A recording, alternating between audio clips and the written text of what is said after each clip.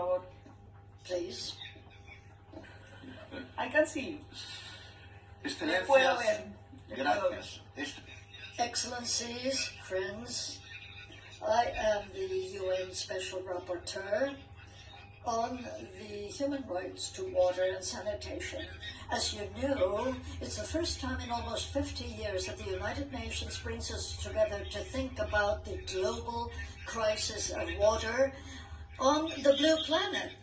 But with 2 million people without guaranteed access and more without basic sanitation, people who, most of them, need water. They are people who are severely impoverished, who live close to polluted rivers and aquifers.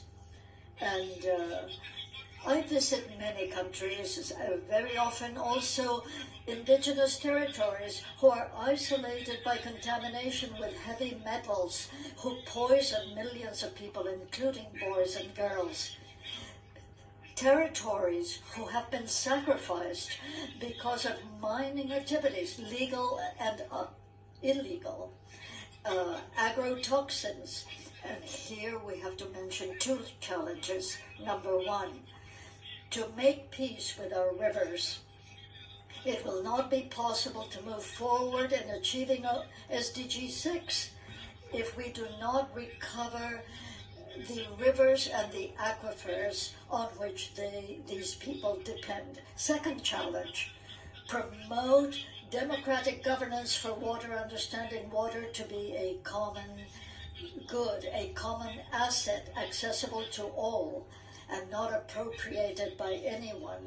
To understand this crisis as an opportunity through processes of privatization, trade in water, far from solving the crisis, make it worse, because the most impoverished people are the most vulnerable.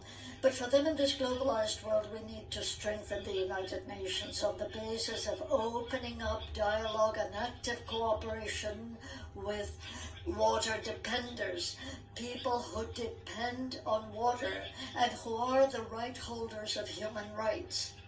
We must give the floor to those who have been silenced and have even been murdered, which happened to my dear sister, Berta Cáceres. On the World Day of Water, I invite you, Excellencies, friends all, to read what the water dependers, supported by more than 500 organizations in all continents, present to us. A manifesto, as well as the declaration brought to this conference by indigenous peoples, signed by representatives of the 7 indigenous cultural regions of the world. Excellencies, let's open the doors to dialogue and cooperation at the United Nations to this growing movement, which is led by indigenous women and for so many rural women or those in impoverished areas who need to look for water needed by their families and societies. Let us change the approach and let us take a human rights approach, which was stated by the Water Forum organized in Geneva. 2 billion impoverished people are not a trading or a business opportunity for anyone. They face us with a democratic challenge, and it is our obligation to face. Thank you. Thank you, Mr. Pedro Arrojo Agudo.